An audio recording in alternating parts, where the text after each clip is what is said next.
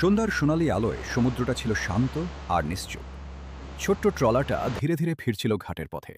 মাঝিরা হাসতে হাসতে দিনের ধরা মাছ গুছিয়ে নিচ্ছিল।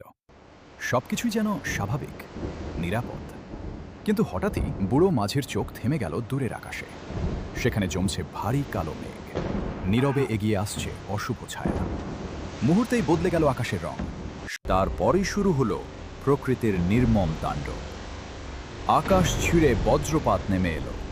বিশাল ঢেউ ট্রলারটাকে গ্রাস করতে উঠল। প্রতিটা ঝাপটা যেন মৃত্যুর পূর্বাভাস। এক মাঝি মরিয়া হয়ে দড়ি আঁকড়ে ধরে আছে, তার চোখে স্পষ্ট আতঙ্ক।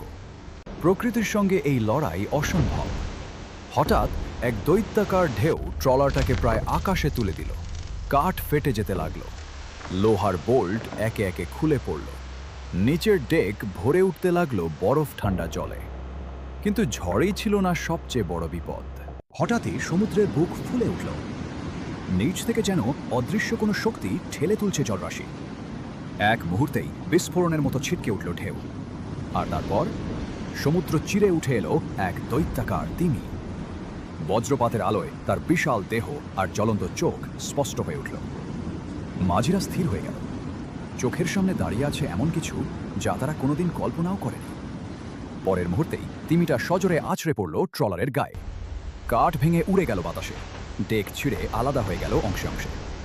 নিচ থেকে আবারও আঘাত।